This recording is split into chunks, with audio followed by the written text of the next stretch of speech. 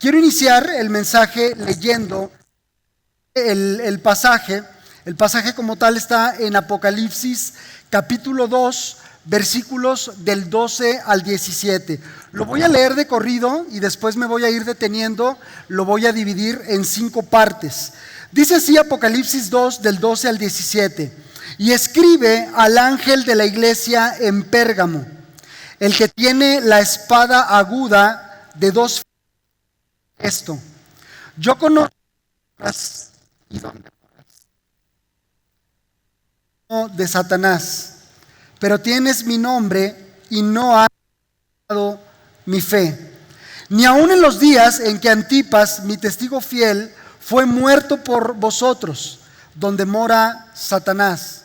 Pero tengo unas pocas cosas contra ti, que tienes ahí a los que retienen la doctrina de Balaam, que enseñaba a Balac a poner tropiezo ante los hijos de Israel, a comer de cosas sacrificadas a los ídolos y a cometer fornicación. Y también tienes a los que retienen la doctrina de los nicolaítas, las que yo aborrezco. Por tanto, arrepiéntete, pues si no, vendré a ti y pelearé contra ellos con espada de mi boca. El que tiene oído, oiga lo que el Espíritu dice a las iglesias. Al que venciere, daré a comer del maná escondido, y le daré una piedrecita blanca, y en la piedrecita escrito un nombre nuevo, el cual ninguno conoce sino aquel que lo recibe. Dios bendiga su palabra. Bueno, la iglesia de Pérgamo, gracias. La iglesia de Pérgamo, de las 7 iglesias, tal vez esa es la iglesia más cosmopolita. Era una iglesia, era una ciudad, vamos a hablar un poquito del contexto, era una ciudad realmente hermosa. Los reyes y gobernantes que habían estado sobre esta ciudad se habían esmerado en tratar de convertir a Pérgamo en una ciudad de la estatura de Atenas, y lo lograron. Pérgamo es de alguna manera señalada a la par de la iglesia, por ejemplo, de la ciudad de Éfeso, ciudades portuarias. En el caso de Pérgamo, a 30 kilómetros del mar Egeo, lo cual hacía que hubiera mucho comercio, hubiera muchas divisas, hubiera mucho movimiento. Estos de Pérgamo se sentían muy orgullosos porque tenían la segunda biblioteca más grande de todo el mundo. Tenían una biblioteca que almacenaba más de 200,000 pergaminos, solamente por debajo de la de Alejandría. Esto hacía obviamente que Pérgamo fuera una ciudad, un lugar con mucho pensamiento filosófico, con muchas ideas, con mucho debate, con mucha retórica, pero también hacía que al haber tanto pensamiento, tanto sincretismo, también había mucha oposición contra el mensaje de Jesús.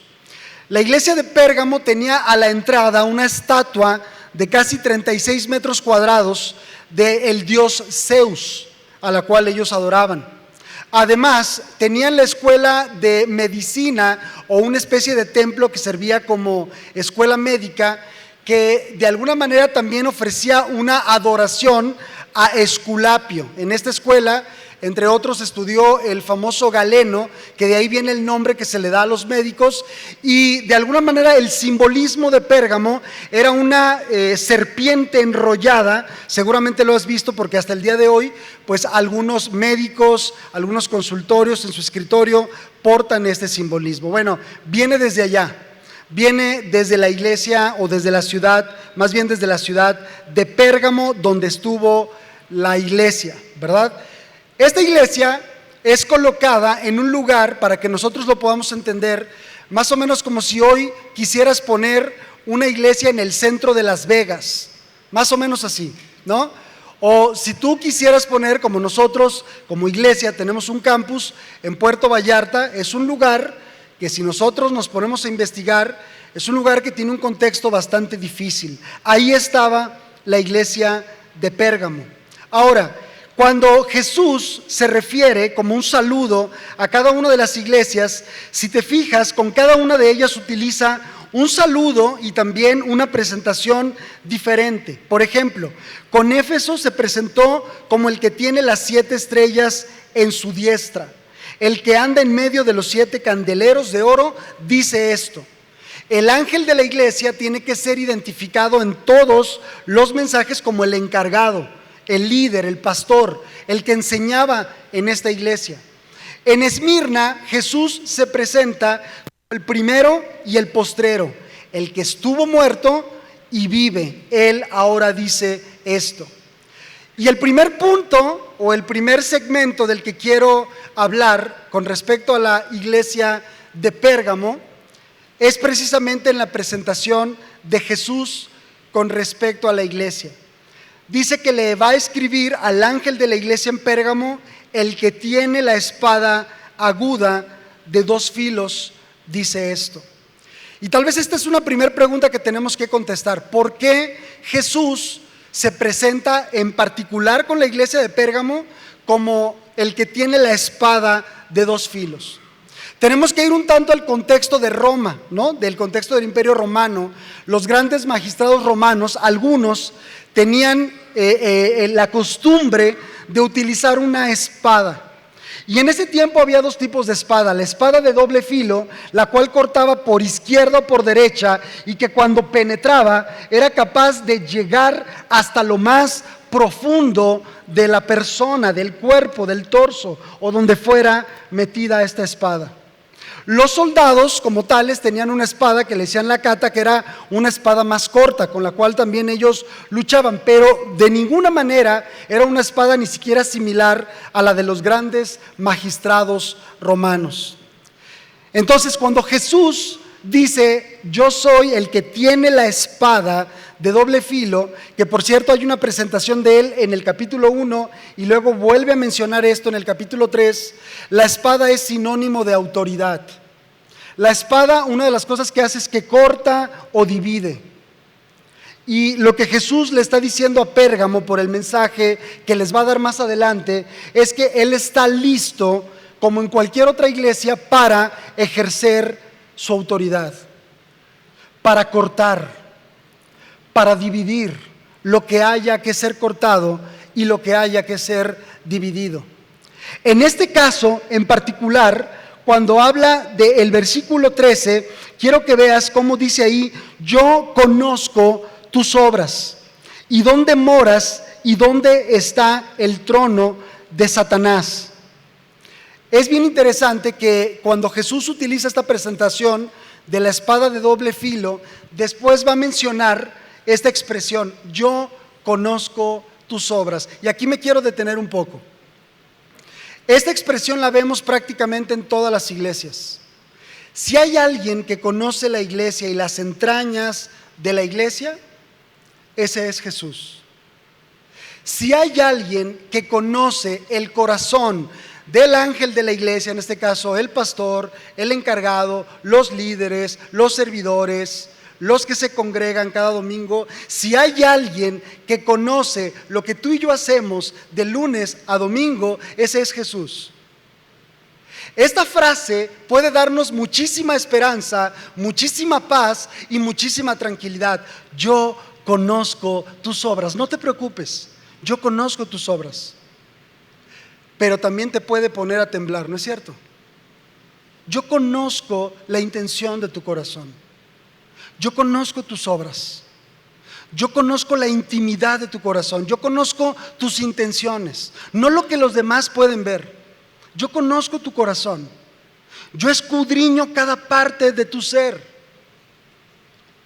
Entonces, cuando Jesús dice a Pérgamo: estoy listo para ejercer autoridad, estoy listo para cortar lo que tenga que cortar, recuerda, Pérgamo, que yo conozco tus obras y sé que moras donde está el trono de Satanás.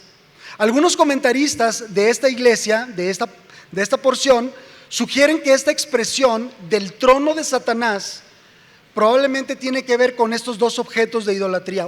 Uno estaba a la puerta de la ciudad, Zeus, imagínate, una estatua de la que se sentían sumamente orgullosos, se sentían muy vanguardistas, teniendo una estatua de este Dios con D minúscula a la entrada de la ciudad. Pero por otro lado, su escuela de medicina, donde también hacían una oda a la idolatría de Esculapio. Una ciudad completamente idólatra. Es interesante que cuando hablamos del trono de Satanás tenemos que ubicar que la iglesia de Cristo, es decir, nosotros, los que hemos sido rescatados por la sangre del Cordero, hemos sido puestos en lugares estratégicos. Hace un año, cuando fuimos con el grupo de Houston, que tuvimos la oportunidad de ir al viaje misionero, un hombre que estaba en la Fiscalía de Puerto Vallarta, él quiso hablar con un servidor, me reuní con él en su departamento, él quería tener una consejería, quería responder algunas preguntas, quería ver qué decía Dios sobre algunas dudas que él tenía.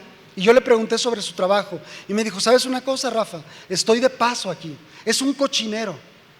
En cuanto llegué, me visitaron tú ya sabes quiénes y me dijeron: mejor estate tranquilo, llévatela leve, haga ejercicio, coma rico, vayas a la playa, no le mueva, porque si no usted ya sabe lo que sigue. No sé si ustedes sepan, pero por ejemplo, ciudades como Puerto Vallarta hay un índice altísimo de pederastía, por ejemplo. Hay un trono de Satanás en esa ciudad, pero también hay un trono de Satanás en esta ciudad, y también hay un trono de Satanás en Colima, y también hay un trono de Satanás en Houston. Y sabes, la iglesia tiene que converger entre este ambiente sin mancharse. Pero ¿cuál era el problema con la iglesia de Pérgamo? Estoy listo para traer espada, porque conozco tus obras, conozco dónde moras, sé cuál es la dificultad que vives, pero entre otras cosas viene de alguna manera un reconocimiento de Jesús: retienes mi nombre y no has negado mi fe, ni aun en los días en que Antipas, mi testigo fiel, fue muerto entre vosotros, donde mora Satanás. El autor de esta carta tiene que llevarnos a una historia donde uno de los mártires de esta iglesia, Antipas, discípulo de Juan, pastor en la iglesia, no se prestó ni estuvo dispuesto a inclinar su cabeza para adorar a César, o para adorar a Roma, o para adorar a Esculapio, o para adorar a ninguno de los ídolos o dioses que ellos adoraban. Y esto le costó la vida. Hace algunos años he tenido la oportunidad de visitar esta ciudad 3 veces, pero la primera vez pude estar allí en Wall Street, donde está el toro de bronce. ¿Han estado ahí algunos de ustedes? Está el toro de bronce, el sinónimo de una economía pujante, ¿verdad? Y ahí se toman fotos en un costado o en la parte trasera del toro o adelante, y es un toro de buen tamaño. Y estando ahí me llevó a recordar este episodio precisamente. ¿Sabes? Uno de los países, una de las naciones, de los pueblos idólatras, adoraban a un dios llamado Moloch. Y este dios lo que hacía, Dios con D minúscula, es que ordenaba a sus súbditos, a sus seguidores, que elevaran una estatua de bronce al rojo vivo y ahí depositaran a los niños recién nacidos. Y eso era un sinónimo de adoración, y ellos lo hacían. Por esa razón Dios quería tener a su remanente fiel y que su pueblo Israel fuera exclusivo para Él, para librarlos de este tipo de locuras. Pero ahora aquí tenemos en la iglesia moderna, en este tiempo, haciendo prácticas tan precarias, tan bárbaras, llevando a un mártir, a un pastor, metiéndolo dentro del vientre de un toro de bronce y matándolo porque no quiso doblarse ante César. Y sabes una cosa, hacen falta cristianos que estén dispuestos a no doblarse ante nadie, solamente humillarse delante de Cristo. Este mundo está lleno de ídolos: el dinero, el trabajo, el internet, la popularidad. Y es triste ver cómo cristianos sucumben ante estos ídolos. Ponen en juego sus convicciones por unos cuantos pesos, o por fama, o por no sé qué. Hacen falta cristianos como este Antipas, que hizo ver, por lo menos a la iglesia de Pérgamo en ese tiempo, como una iglesia que mantuvo por lo menos un nivel de lealtad en ese tiempo. Reconozco, Pérgamo, que en ese tiempo, cuando murió Antipas de esa manera tan cruel, te mantuviste fiel. Te mantuviste fiel. Pero después dice en el versículo 14: pero tengo unas pocas cosas contra ti, que tienes ahí a los que retienen a la doctrina de Balaam. Y déjeme, me centro ahora como un tercer punto en esta parte donde ya Jesús le va a hacer una reconvención o una exhortación, o está de alguna manera recriminando algo a la iglesia. Tengo unas pocas cosas contra ti.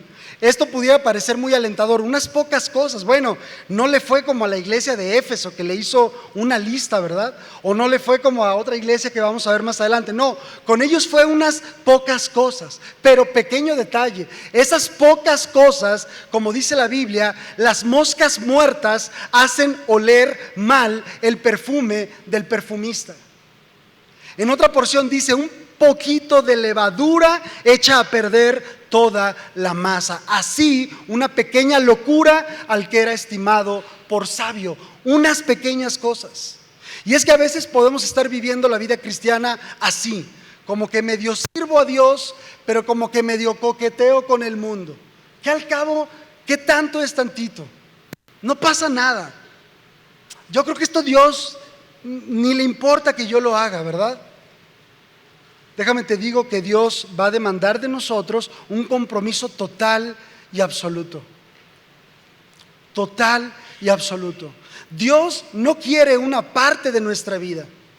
Dios quiere toda nuestra vida. Quiere el área financiera, quiere el área familiar, quiere tu vida sexual. Dios quiere cada área de tu vida para Él.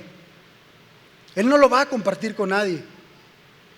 Por eso cuando Dios le dice a la iglesia: pero tengo unas pocas cosas contra ti. Bueno, esas pocas cosas estaban afectándolo todo. Este versículo que referí, donde Salomón pone el ejemplo de una mosca, los grandes perfumes, los ungüentos, se hacían de esa manera, se ponían en frascos, y tan solo con una pequeña mosca que cayera en uno de estos frascos, no solamente echaba a perder el perfume, ya no servía, sino que este líquido empezaba a oler mal. Una pequeña mosca, un poco de levadura, un descuido, un permisito.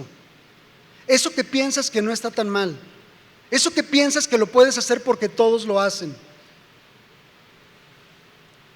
Tengo unas pocas cosas contra ti, que tienes ahí a los que retienen la doctrina de Balaam, que enseñaba a Balac a poner tropiezo ante los hijos de Israel, a comer de cosas sacrificadas a los ídolos y a cometer fornicación.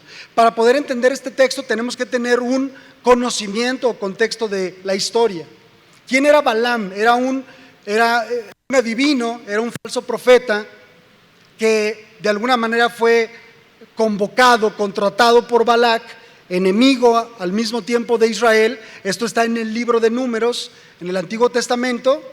¿Y qué era lo que hicieron estos dos? Simplemente tratar de poner tropiezo en Israel. Y Balaam, muy inteligente, le dice a Balac: mira, solamente dos cosas: llénalos de ídolos y apunta hacia su vida moral. ¿Te suena conocido? Cualquier parecido con la realidad no es mera coincidencia. Satanás sigue actuando igual. Llénalos de ídolos y apunta a su vida moral. Llénalos de ídolos y apunta a su vida moral. Llénalos de ídolos y apunta a su vida moral. Y esto es lo que este hombre hizo. Y por eso Jesús le dice a la iglesia de Pérgamo: hey, esta doctrina satánica, diabólica prevalece y tú les has dejado entrar. Queridos, tenemos que ser bien cuidadosos con las ventanas, las puertas que dejamos entrar a nuestro hogar, a nuestra iglesia, a nuestra vida, a nuestro corazón. Hace algunos años, casi 10 años, estaba esperando que me entregaran a mi hijo ahí en el colegio donde fui por él, y estaba escuchando un programa de radio, Fernanda Familiar, algunos tal vez la conocen, y ella estaba horrorizada y dijo: por favor, escuchen esto, señora fulanita de tal, cuéntenos su historia, por favor. Dice: sí, claro que sí, Fernanda. Bueno, mi hija de 17 años me estuvo insiste que quería ir a un antro. Yo no sabía qué era esto, pero bueno, cuando investigué le dije: de ninguna manera, no tienes edad para ir, no vas a ir. Mamá, pero es el cumpleaños de fulanita. Y bueno, después de casi 2 meses de estarme insistiendo, yo le dije: bueno, vas a ir, pero yo voy a ir contigo. ¿Cómo crees? No hay otra manera. Me voy a llevar la peluca, me voy a disfrazar, me meto antes y yo a distancia te estoy cuidando. Si no, no hay trato. Y así le hicieron. Y dice esta mujer, está contando el relato en el radio, que cuando entra al bar, se sienta en la barra, del otro lado están su hija con sus amigas, y después como de 1 hora, el bartender le dice: querida dama, he observado que usted constantemente voltea a aquella mesa donde están aquellas muchachas. Quiero ofrecerle que por 5,000 pesos, yo en 1 hora se la pongo en un cuarto aquí arriba. Por 5,000 pesos. El trono de Satanás. ¿Sabes? Creo que la iglesia en general, no me refiero a la iglesia MX, pero estamos dentro, tú y yo, en eso también. La iglesia estamos en un proceso como la rana, el famoso ejemplo de la rana en el refractario, que tú sabes que una rana puede estar en agua templada, la pones sobre la estufa y después le vas subiendo a la perilla. La rana siente que le subiste la temperatura, pero se aclimata. Le vuelves a subir a la perilla y la rana se aclimata. Al tercer subidón, la rana se cocinó, se murió y no se dio cuenta. ¿Sabes por qué? Porque se aclimató. Y eso es algo que creo que pasa muy a menudo con los cristianos. Nos estamos aclimatando. Y eso es lo que Jesús le estaba diciendo a la iglesia de Pérgamo: vengo con mi espada, vengo a cortar lo que tenga que ser cortado porque conozco tus obras. Por un tiempo me fuiste leal. De hecho, viste como un hombre llamado Antipas estuvo dispuesto a morir por mi causa. Pero has dejado entrar la doctrina de Balaam y de los nicolaítas. Y esto significa pureza en la doctrina, pureza en el mensaje, pureza en nuestra conducta. Significa lo que Dios demanda de nosotros como iglesia. Qué interesante que dice: tengo unas pocas cosas contra ti, que tienes ahí a los que retienen la doctrina de Balaam, que enseñaba a Balac a poner tropiezo ante los hijos de Israel, a comer cosas sacrificadas a los ídolos y a cometer fornicación. Mira, la palabra fornicación ahí en el griego es la palabra porneia en griego, que está asociada a pornografía. Y la palabra porneia es cualquier manifestación de inmoralidad sexual. Estos llevaban a Israel, llevaban a la iglesia a cometer fornicación. Esto es como los corintios, ¿no? ¿Te acuerdas que los corintios, Pablo tiene que ser muy directo y decir: hey, el cuerpo no es para la porneia, el cuerpo no es para la fornicación. ¿Y por qué les dijo esto Pablo? Porque en esta iglesia había un templo con sacerdotisas que se prostituían y que los jóvenes cristianos y no tan jóvenes iban a este templo. Y su pensamiento estaba segmentado entre esa cultura de la que ellos venían y el nuevo pensamiento cristocéntrico. Y esta es una lucha que muchas veces tenemos los cristianos: tratarnos de sacar toda esa porquería que traemos de atrás para realmente transformar nuestro entendimiento, nuestra conducta, nuestro corazón a lo que Dios quiere.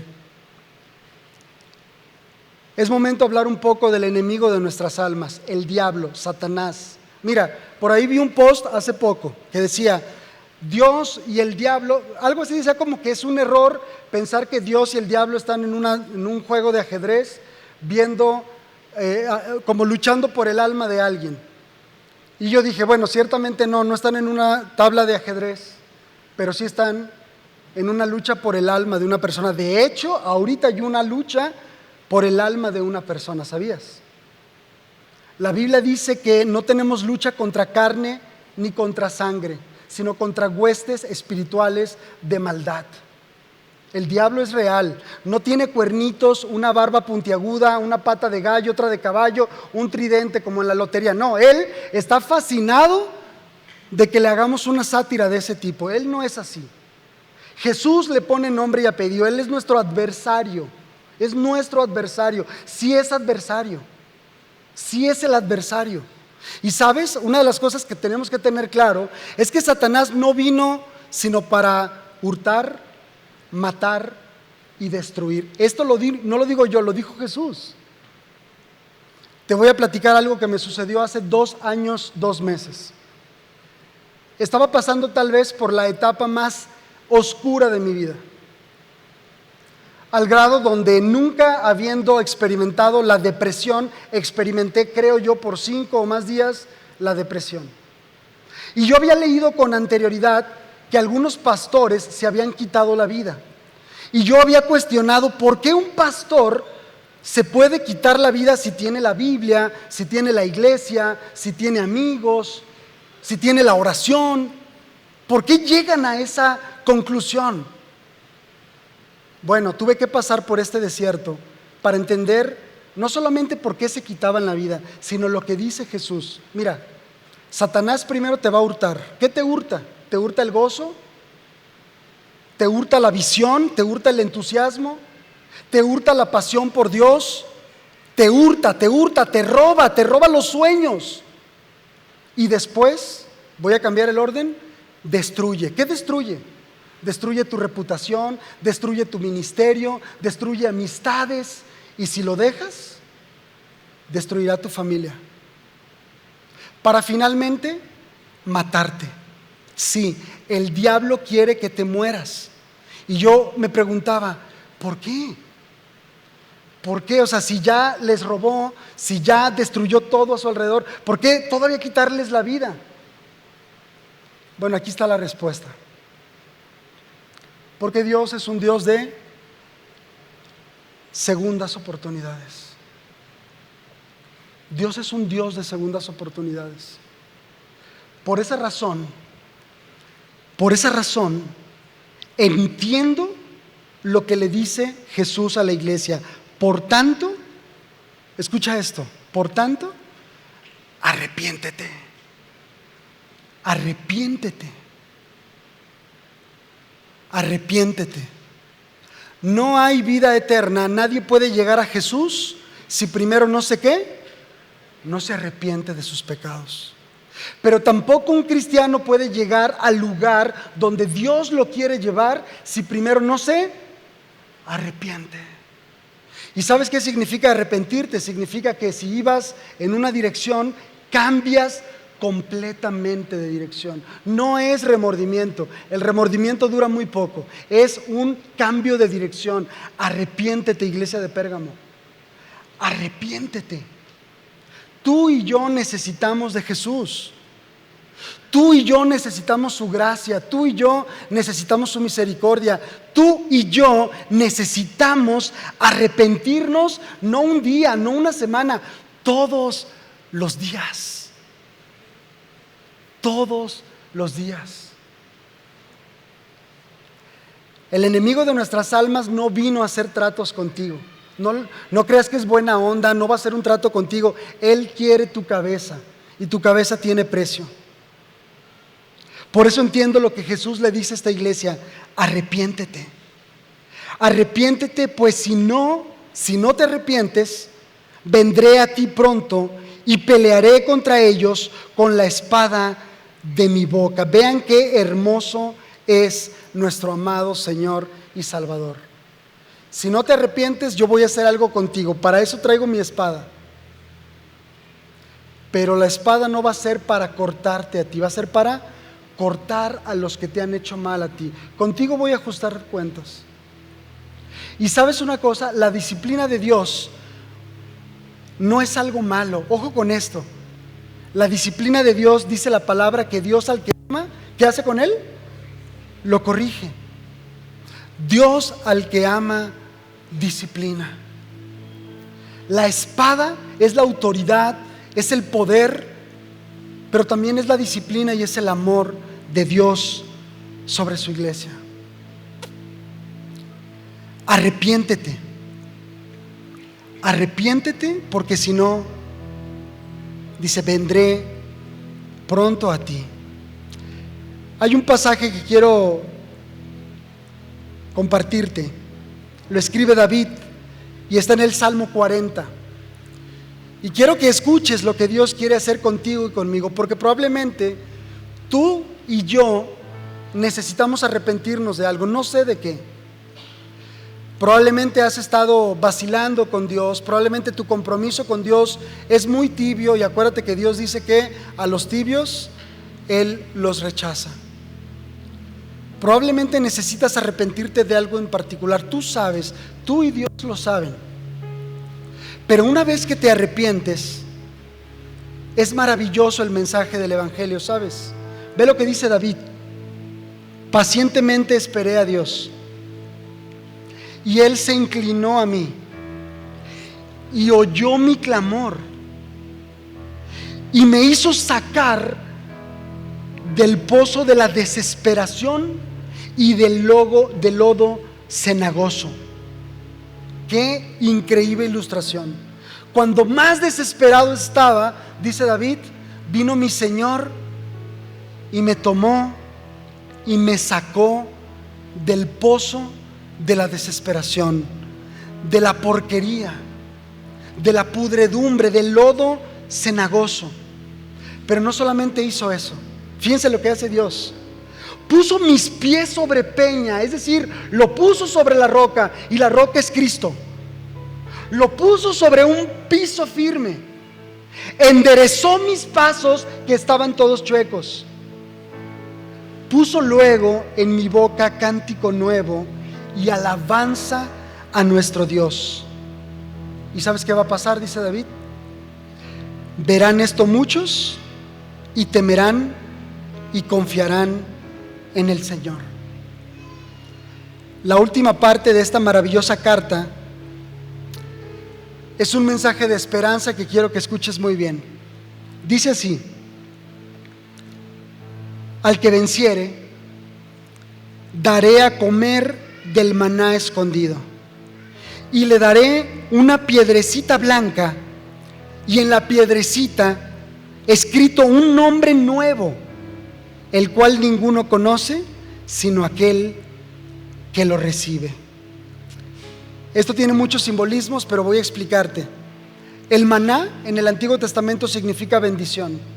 Entonces, en el momento que tú y yo nos arrepentimos de verdad, estamos dispuestos a cambiar el camino, en ese momento dice Dios: estoy listo. Estoy listo, porque dice: yo voy a derramar vino nuevo, pero no lo voy a hacer en odres podridos. ¿Te acuerdas? El vino nuevo que se derramaba en odres que ya estaban muy usados, secos, podridos, el vino nuevo se derramaba porque no fermentaba. Entonces dice Dios: para yo derramar mi bendición, mi vino nuevo, necesito ¿qué? Odres nuevos. Necesito que te arrepientas. Necesito que vuelvas a mí. Necesito que vuelvas a mí. Te daré de comer del maná escondido, de lo mejor del vino, de mis mejores reservas, de bendiciones que nunca has visto. Pero esta parte me encanta, esta analogía. Dice: le daré una piedrecita blanca. Te lo voy a leer literal, lo que significa esto de la piedrecita blanca. Una piedrecita blanca, entre otras cosas, se entregaba en sentido literal a personas que habían terminado una carrera y los pasaban a un banquete especial como triunfadores. Esa piedrecita blanca significa: bienvenido a mi banquete. Así como David el rey hizo con el lisiado Mefiboset y le dijo: eres bienvenido a la mesa. Es como si le entregara esa piedrecita blanca: este es tu pase. Al que venciere le entregaré una piedrecita blanca. Bienvenido a mi mesa. bienvenido a mi mesa. Pero también la piedrecita blanca se entregaba en los juzgados.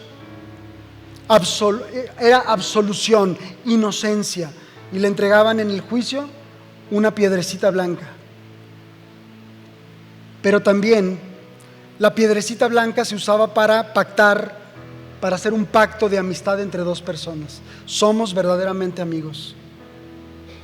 Y dice el relato, para cerrar, que el nombre que está escrito en esa piedrecita no lo sabe sino aquel al que le es entregado. ¿Sabes qué nos da Dios?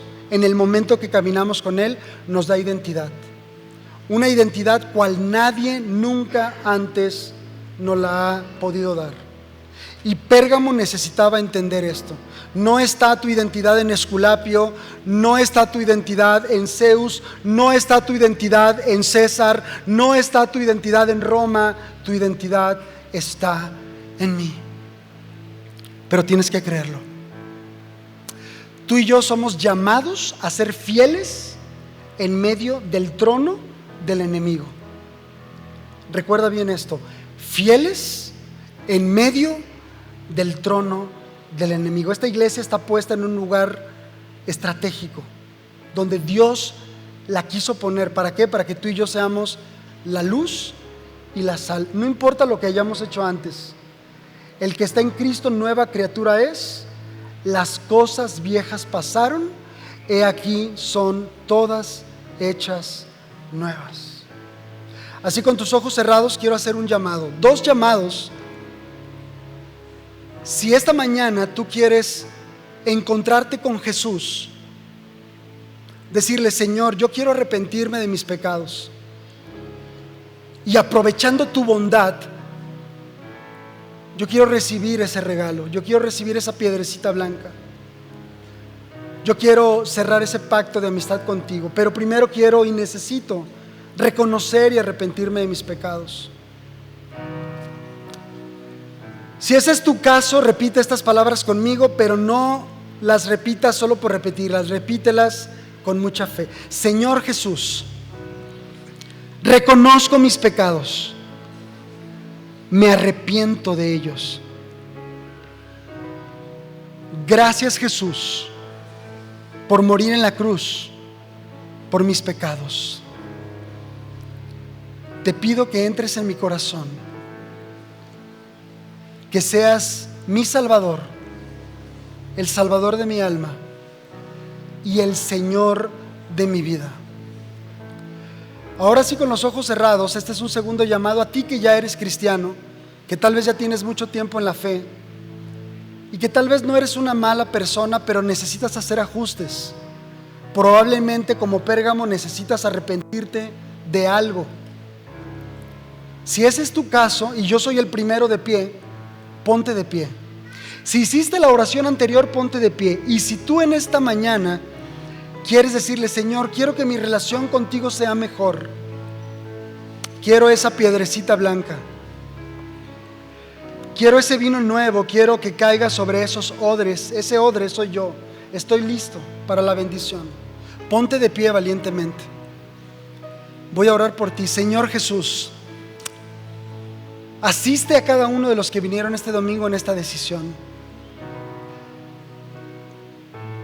Tú tienes la espada de doble filo, la cual penetra hasta lo más profundo de nuestro corazón y aún de las coyunturas. Pero también tienes una mano y un corazón amoroso para caminar con nosotros a nuestro ritmo, para darnos una segunda oportunidad, para, como decía David, ponernos sobre la peña firme, poner cántico nuevo y echarnos a andar de nuevo. Señor, bendice a tu iglesia, y lo pedimos todo esto en el nombre que es sobre todo nombre, en el nombre de Jesucristo. Amén y amén. Denle un aplauso al Salvador, por favor. La gloria sea para Él.